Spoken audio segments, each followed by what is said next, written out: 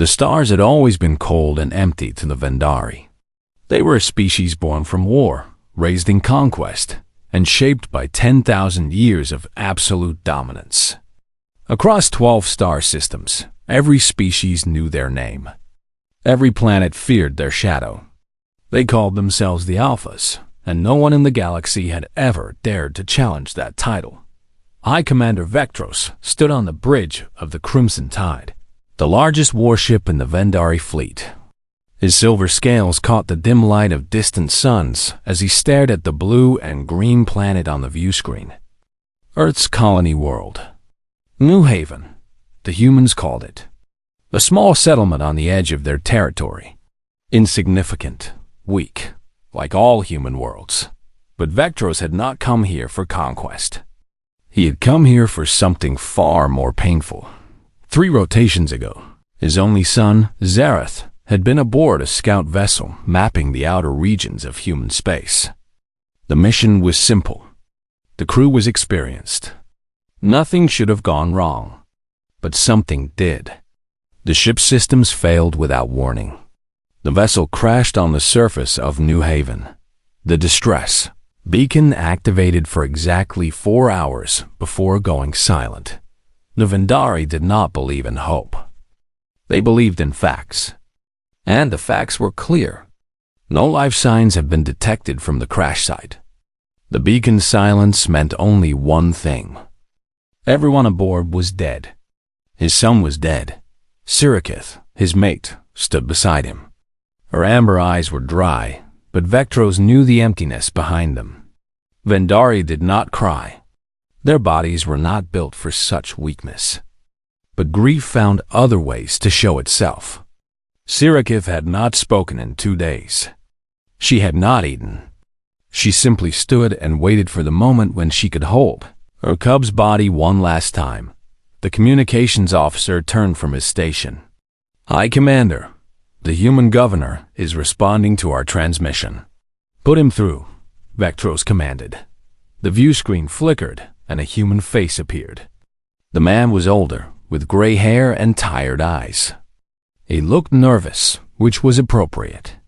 Humans should be nervous when the Vendari arrived. "High Commander Vectros," the human said. "I am Governor Daniel Price of New Haven Colony. We received your message. We understand you have come for the remains of the young Vendari from the crash site." "You understand correctly," Vectros replied. His voice was flat and cold. "You have 6 hours to prepare the body for transfer. We will arrive at your central plaza at the appointed time. Any resistance will be met with appropriate force." The governor swallowed hard. "High Commander, there is something you should know.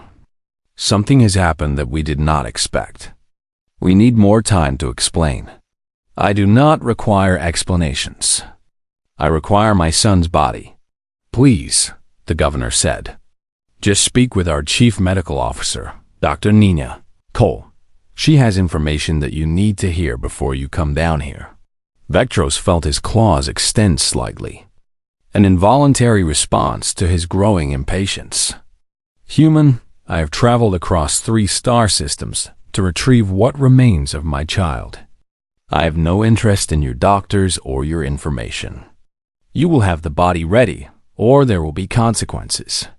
He ended the transmission before the governor could respond.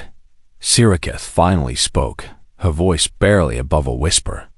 "What could they possibly need to tell us?" "He is gone. We both know he is gone." Vectros placed a clawed hand on her shoulder. "It does not matter what they wish to say. We will take our son home. We will perform the death rites. We will honor his memory as our ancestors demand." The journey down to the planet's surface took less than an hour. Vectros led a delegation of 8 warriors, all of them armed, all of them prepared for any human treachery. He did not expect resistance. Humans were not foolish enough to fight the Vendari. But grief made him cautious. Grief made him dangerous. The colony was smaller than he had imagined. Simple buildings made of metal and synthetic materials. Wide streets filled with human vehicles. Green spaces where children played, under the watchful eyes of their parents. It looked peaceful. It looked fragile. It looked like 100 other worlds the Vendari had conquered over the centuries. Governor Price was waiting in the central plaza, surrounded by a small security team. The humans clutched their weapons tightly, their fear obvious in their rigid postures and rapid breathing. Vectros almost felt pity for them. Almost. "High Commander," the governor began. "Thank you for agreeing to meet with us. Dr. Cole is on her way. She's been at the hospital for the past 3 days without rest. She insisted on being here when you arrived. I did not agree to meet with anyone. I came to collect my son. I understand. But please, just give her a moment to explain." Before Vectros could respond, a human female emerged from a nearby building. She was small, with dark hair pulled back from her face and deep circles under her eyes. Her white coat was stained with something that looked like silver. Vendari blood. She walked toward them without hesitation, without fear. Vectros found this unusual. Most humans trembled in the presence of his kind. This one did not. "High Commander Vectros," she said. "I am Dr. Nina Cole. I have been treating your son since we recovered him from the crash site." "Treating?" Sirikith stepped forward, her voice sharp. "Our son is dead." The beacon went silent. There were no life signs. "You cannot treat the dead." Nina Cole met the grieving mother's gaze without flinching. "Your son was dead. For 11 minutes by our count, possibly longer before our rescue teams found him. His 2 primary hearts had ruptured. His body was going cold. By every medical definition we have, he should have stayed dead." Vectros felt something strange stir in his chest. Something he had not felt in decades. "What are you saying, human?" "I am saying that your son is alive. He is awake. He is recovering.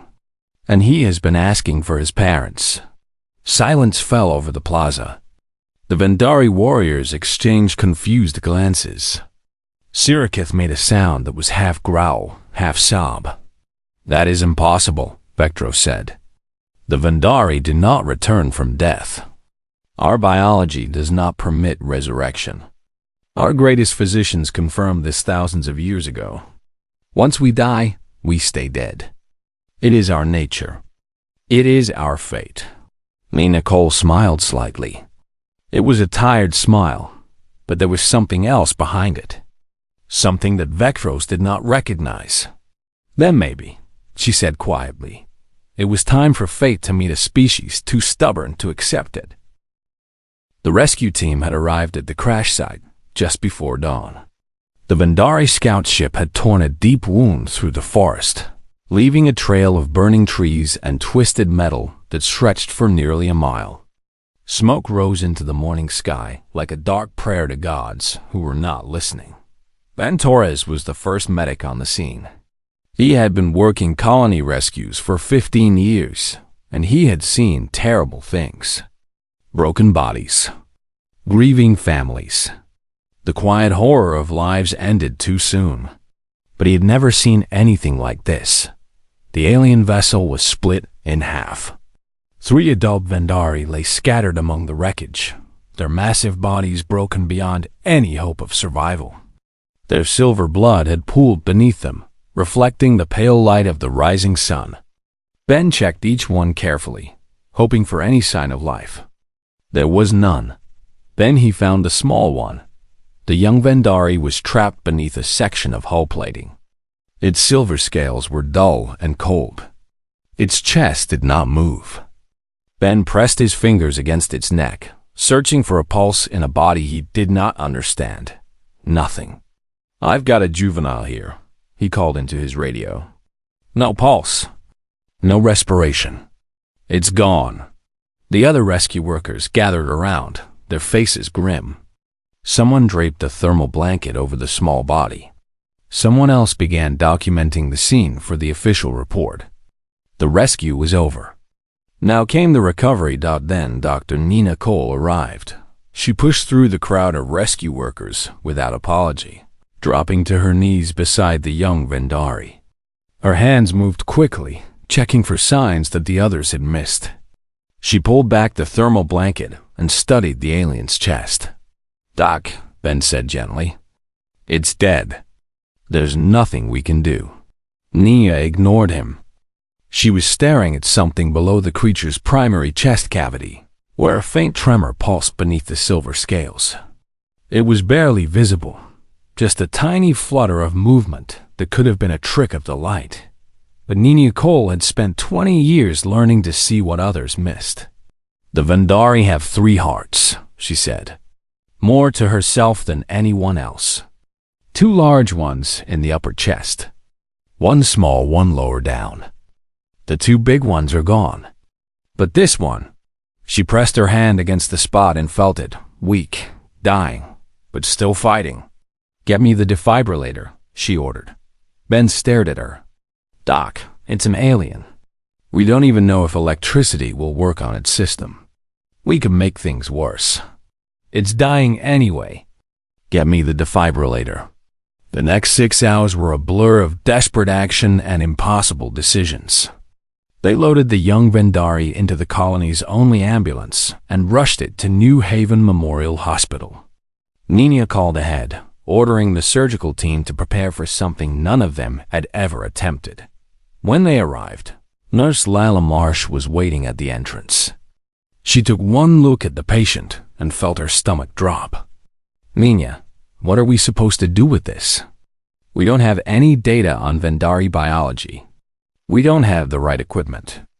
We don't even know what drugs are safe for its species." "Then we figure it out as we go," Nina replied.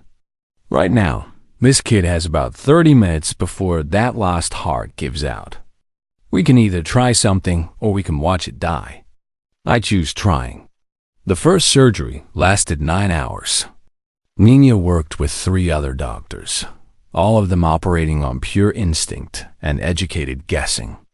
The Vendari's blood was incompatible with human plasma, so they synthesized a substitute using compounds from the crash ship's medical bay. The ruptured hearts could not be repaired, so they focused on supporting the 3rd heart, building scaffolding around it from the biometal they found in the wreckage. Twice, the small heart stopped. Twice, Nina brought it back docked by the end of the first day. The young Vendari was stable but unconscious. Its body temperature kept fluctuating wildly, forcing the medical team to adjust the room's climate controls every few hours. Its lungs processed atmosphere differently than human lungs, so they recalibrated the ventilator 600 times, each adjustment based on nothing more than observation and hope. On the 2nd day, they encountered a new problem. The Vendari's immune system began attacking the synthetic repairs. Its body was rejecting everything they had done. Lila watched the monitors with growing despair as the patient's vital signs began to decline. "We're losing it," she said quietly. Nina refused to accept that. She had not slept in 40 hours. Her hands were shaking from exhaustion and too much coffee. But she would not stop. "There has to be something," she muttered, scrolling through the limited data they had on Vendari physiology. "Something we're missing. Something that will tell us how to stop the rejection." Ben Torres, who had stayed at the hospital since the rescue, spoke up. "What about the colony's vet? Dr. Sam Parker. He's been treating alien animals from the trading ships for years. Maybe he knows something about non-human immune responses." It was a desperate idea. But desperate was all they had. Sam Parker arrived within the hour. He studied the Vendari's test results with the careful patience of someone who had learned to treat creatures that could not tell him where it hurt. After 2 hours of analysis, he made a suggestion that sounded insane. Lower its body temperature significantly. Reptilian species often have immune systems that slow down in cold environments. If the Vendari are similar, we might be able to buy time for the repairs to integrate naturally. They dropped the room temperature to just above freezing. The medical team worked in winter coats and gloves.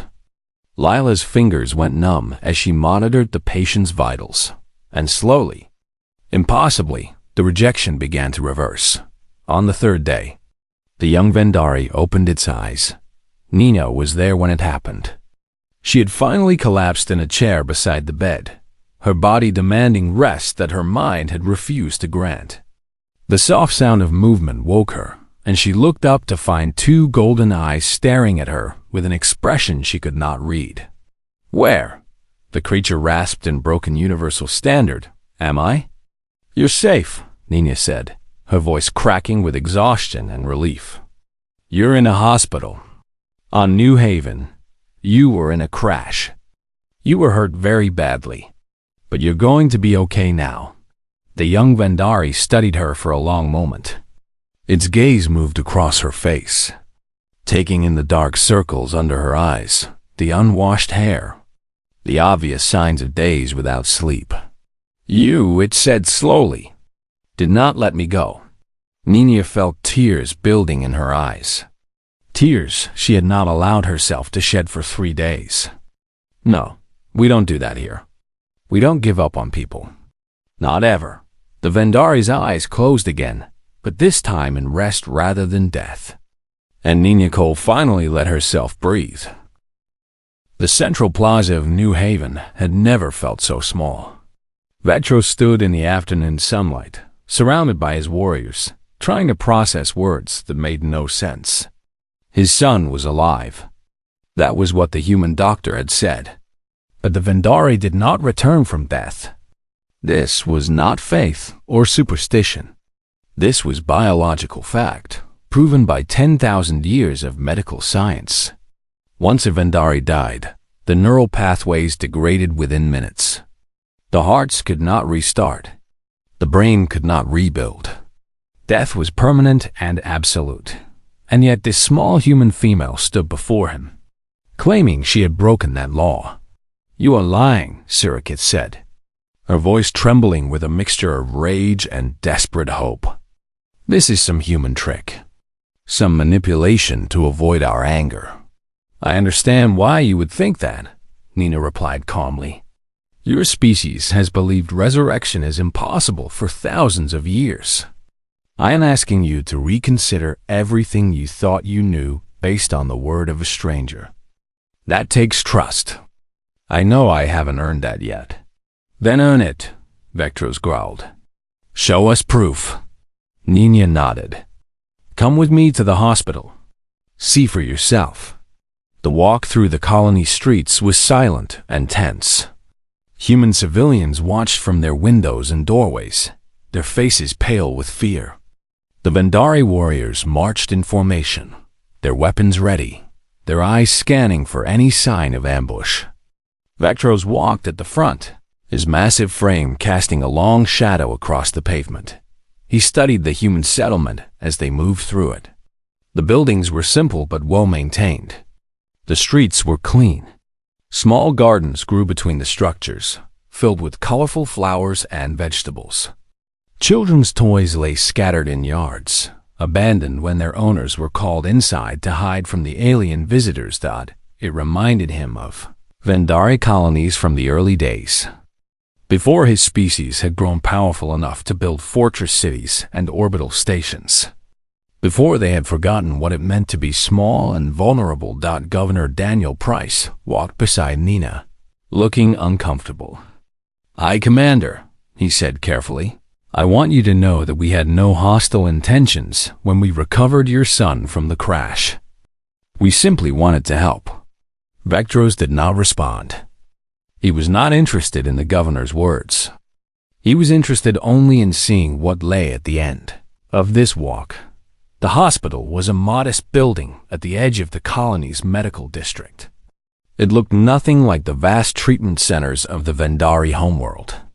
There were no towering structures or advanced technology visible from the outside. Just a simple building with glass windows and a small sign above the door. Nina led them inside. The interior was clean and quiet. Human medical staff paused their work to stare at the Vendari warriors passing through their halls. Some looked frightened. Others looked curious. A few even looked proud. They stopped outside a door marked with unfamiliar human symbols. Through the small window, Vectros could see a bed and a collection of medical equipment. He could see shapes moving inside, nurses checking monitors and adjusting tubes. And he could see, lying on the bed, his son. Zareth was smaller than Vectros remembered. His scales had lost some of their shine, and his eyes were closed in sleep.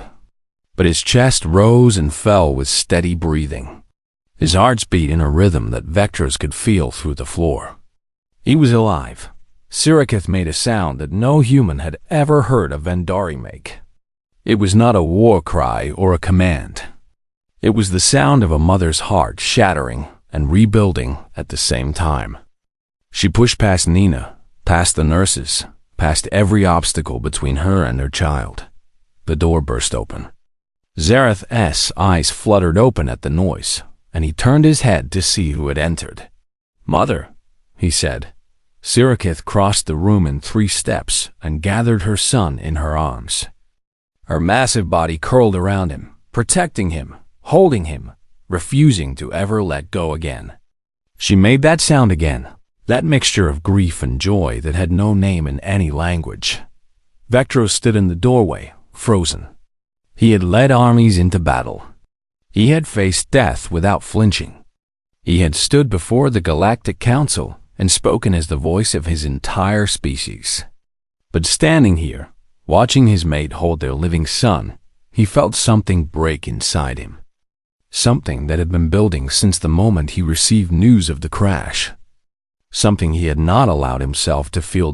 Nina Cole stood beside him, watching the reunion with tired eyes. She said nothing. She did not need to. After a long moment, Vectros found his voice. "How?" he asked. The single word contained 1,000 questions. "It wasn't easy," Nina admitted. "When we found him, his 2 primary hearts had ruptured. He was clinically dead for at least 11 minutes, probably longer. But his 3rd heart was still fighting. It was weak, but it was trying. So we tried too." "The 3rd heart," Vectros murmured. "It is considered a minor organ, a backup system from our evolutionary past. Our physicians stopped studying it centuries ago. Well, maybe they should start again. That little heart saved your son's life. It kept him connected to his body just long enough for us to repair the damage." "Repair the damage." Vectros shook his head slowly. "You speak as if it were a simple thing. Our best medical facilities could not have done what you describe. We have technology that humans cannot imagine. And yet we believed resurrection was impossible." Nina smiled slightly. "Technology is only part of medicine. The other part is stubbornness. Your technology told you that death was final. Our stubbornness told us to argue with death until it gave your son back." Vectros turned to look at her. Really look at her. She was small and weak by Vendari standards. Her body was soft, her senses dull, her lifespan short. And yet she had done something that the mightiest Vendari healers had declared impossible. "Why?" he asked. "You did not know us. We have never been allies. The Vendari have never shown kindness to your species. Why would you fight so hard to save a child you had never met?" Nina considered the question. "Because that's who we are. We don't choose who we help based on politics or alliances. We help because someone needs help. Your son was hurt. He was dying. That's all that mattered." In the bed, Zareth had wrapped his arms around his mother's neck. His eyes found Vectros across the room. "Father," he said, "the humans are strange. They would not let me die. They kept trying even when I wanted them to stop. Even when it hurt. They refused to give up." Vectros walked to his son's bedside and placed a clawed hand on his shoulder. "Then we owe them a debt that we can never repay." He looked at Nina Cole, and for the first time in his long life, the High Commander of the Vendari fleet lowered his head in respect to another species. The days following the reunion were strange for everyone involved. The Vendari warriors who had come expecting to collect a corpse found themselves instead standing guard over a recovery room. Their weapons remained holstered, their postures slowly relaxing as they realized that no threat existed here. Only kindness, only care, only things they did not understand. Vectros spent hours sitting beside his son's bed, watching the human medical staff work. They were efficient and gentle, these strange, soft creatures. They checked monitors and adjusted medications with careful precision. They spoke to Zareth in calm voices, explaining each procedure before they performed it. They treated him not as an alien or a curiosity, but as a patient who deserved their best efforts.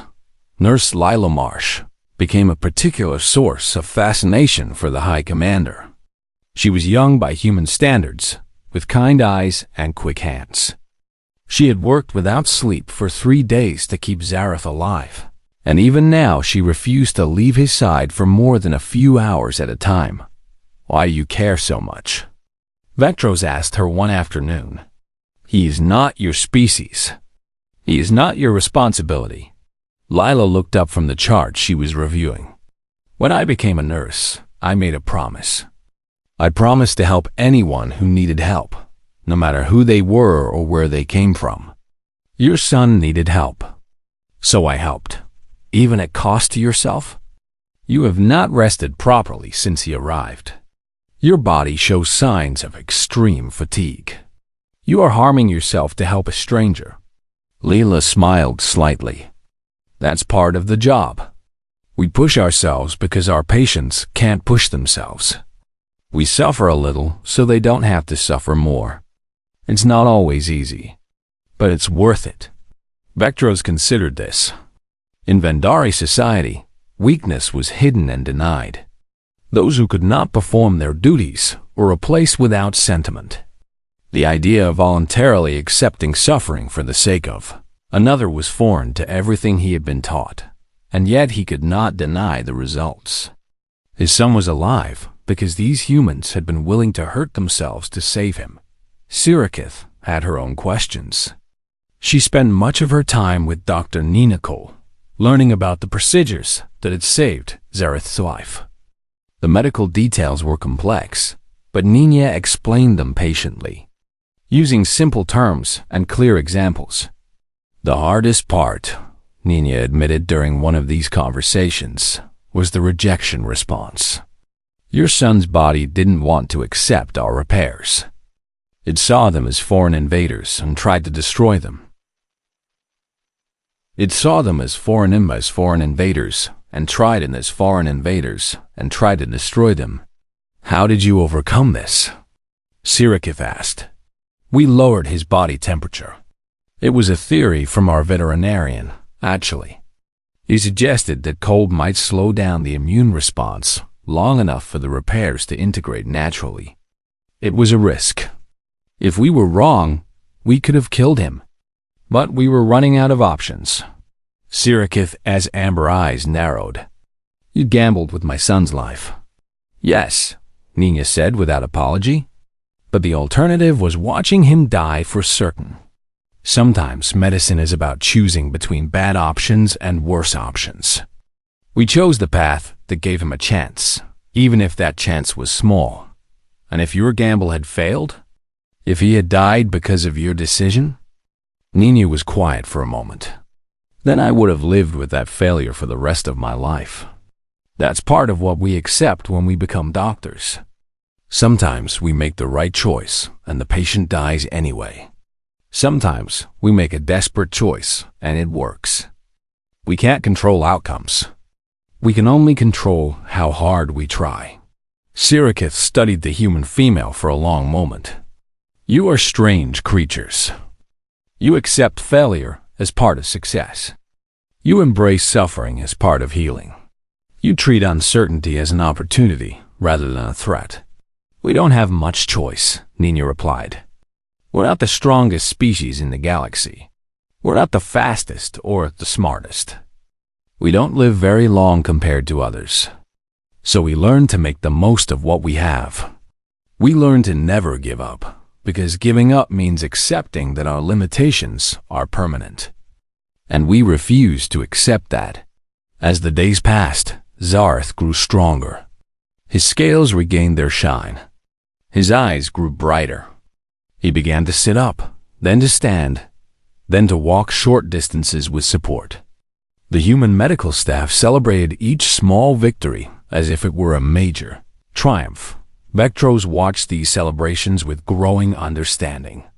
The humans did not take progress for granted. They found joy in small improvements because they knew how hard those improvements were to achieve. They had fought for every heartbeat, every breath, every moment of recovery. And that fight had taught them to value what they had won. One evening, Vectros walked through the hospital's corridors alone. He observed the other patients in their rooms. Humans of all ages, suffering from all manner of injuries and illnesses. Some would recover, some would not. But the staff treated each one with the same dedication, the same care, the same refusal to surrender. He stopped outside a room where an elderly human woman lay connected to machines. Her family sat around her bed, holding her hands and speaking softly. A doctor entered and delivered news that made the family weep. But even as tears fell, the doctor stayed with them. She answered their questions. She offered comfort. She did not flee from their grief. Nina found him there, watching through the window. "We lost her husband last year," she said quietly. "She's been fighting ever since. But sometimes the fight ends, no matter how hard we try. And yet, you continue to try with others. Always. Every patient deserves our best effort.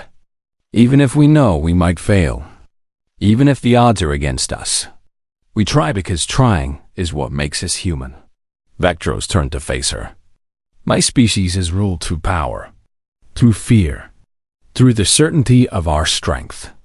We have conquered worlds and crushed rebellions. We have built an empire that spanned star systems." He paused. "But we have never built anything like this. We have never created a place where the weak are cared for and the dying are comforted. We have never learned to fight battles that cannot be won with weapons." Nina looked up at him. "Maybe that's something we can teach you. Perhaps." Vectros glanced back at the room where the family sat with their dying loved one. "Tell me, doctor, what do you call this thing that drives you? This force that makes you fight against impossible odds? This belief that things can be better even when all evidence says otherwise?" Nina smiled. "We call it hope." "Hope," Vectros repeated, testing the word. "It is a strange concept. The Vendari have no equivalent. Then maybe it's time you learned one." The Vendari stayed on New Haven for 3 weeks. What began as a mission to retrieve a body became something none of them had expected. It became an education.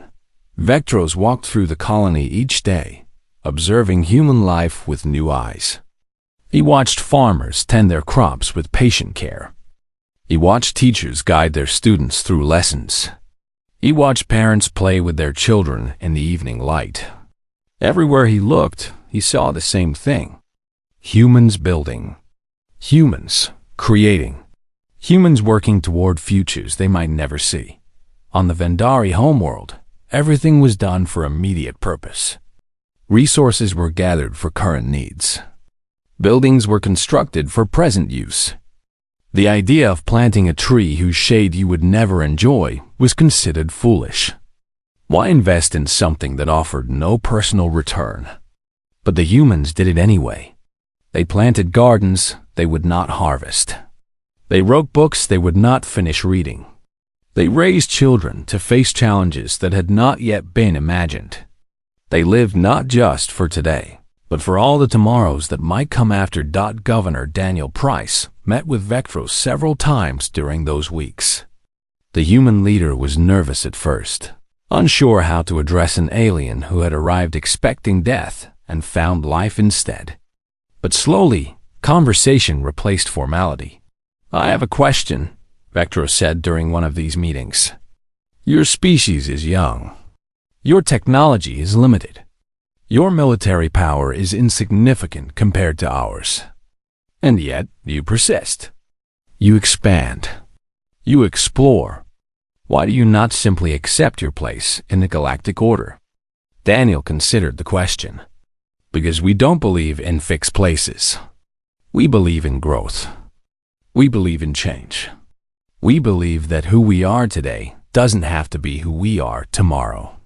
But the universe is harsh. The strong dominate the weak. This is the natural order. Maybe. But we've never been very good at accepting the natural order. We see problems and we try to fix them. We see limits and we try to push past them. It doesn't always work. Sometimes we fail badly. But we keep trying because the alternative is giving up, and we don't know how to do that. Vetros thought about his son, lying dead in a crashed ship. He thought about the human doctor who had looked at that death and decided it was unacceptable. He thought about the nurses and technicians who had worked without rest to prove that decision right. No, he said slowly. You do not know how to give up. I am beginning to think that is your greatest strength. Sirikith had her own transformation during those weeks. She spent hours in the hospital, not just watching her son recover, but observing the entire medical system. She saw patients arrive in pain and leave in health. She saw families receive terrible news and then receive support to face it. She saw death, yes, but she also saw the fight against death, the refusal to accept it quietly. One day, she found Nurse Lila Marsh crying in a storage room. A patient had died despite everyone's best efforts. A young man with a wife and children who would grow up without him. I hate this, Lila whispered through her tears. I hate losing them. No matter how many times it happens, it never gets easier. Sirikith did not know what to say. The Vendari did not comfort each other in grief. They endured it silently and moved forward. But something moved her to reach out and place a clawed hand on the young nurse's shoulder. You fought for him, Sirikith said. You gave him every chance. That is not failure. That is honor. Lila looked up at the massive alien standing over her. It doesn't feel like honor. It feels like I should have done more. You did everything possible. Sometimes that is not enough. But sometimes it is. My son is alive because of people like you. Because you refuse to stop fighting even when the battle seems lost. Sirikith's voice softened. That is not weakness. That is the greatest strength I have ever witnessed. Zareth was fully recovered by the end of the 3rd week. He could walk without assistance. He could eat solid food. His heart beat strong and steady. The human doctors declared him fit for travel, though they recommended continued monitoring once he returned home. But Zareth did not want to return home. Not yet. I wish to stay, he told his parents. I wish to learn what these humans know. I wish to understand how they do what they do. Vetros studied his son. The young Vendari who had left home as a scout had returned as something else. Something new. What do you wish to learn? He asked. Medicine, healing, the art of fighting death. Zareth's golden eyes burned with determination. They saved me when our own science said I was beyond saving. I want to know how. I want to bring that knowledge back to our people. It was an unusual request. The Vendari did not study with other species. They conquered them or ignored them. The idea of learning from humans, the weakest spacefaring race in the sector, would be seen as humiliating by many, but Vetros had seen too much to care about such concerns. Very well, he said. You will stay. You will learn. And when you return, you will teach us. 1 month later, the Vendari High Council received a formal proposal from High Commander Vetros. It called for an unprecedented alliance with the human species. Not as subjects or servants, but as equals and partners. Many council members objected. Humans were weak, they argued. Humans were primitive. What could the mighty Vendari possibly learn from such an inferior race? Vectros stood before the council and spoke the truth he had discovered on New Haven. I sent soldiers to recover my son's corpse. I found him alive. Alive because human doctors refused to accept his death. Alive because they fought against the impossible and won. They did this with technology inferior to ours. They did this with bodies weaker than ours. They did this with lifespans shorter than ours. And yet they succeeded where we would have failed. He looked at each council member in turn. Strength is not only found in weapons or warships. It is found in the will to continue when all seems lost. It is found in the belief that tomorrow can be better than today. The humans call this hope. We have no word for it in our language. Perhaps it is time we learned one.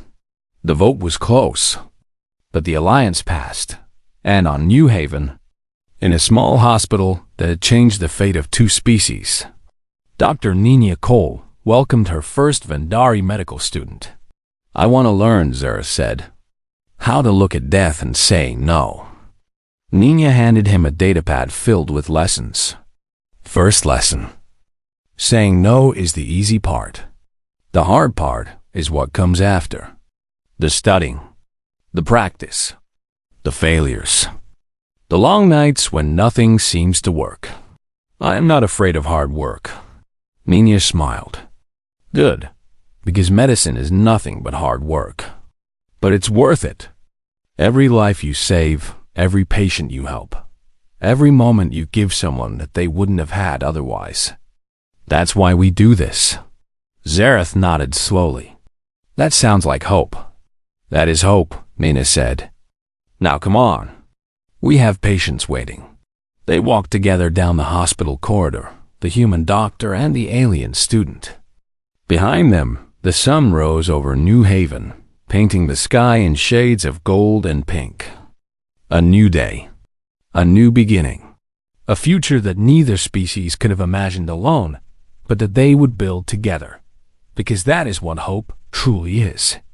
Not the denial of darkness, but the belief that light is worth fighting for. Not the absence of fear, but the courage to act anyway. Not the certainty of success, but the refusal to accept failure as the end. The Alphas had come to claim a lifeless body. They discovered something far more valuable. They discovered what it means to hope.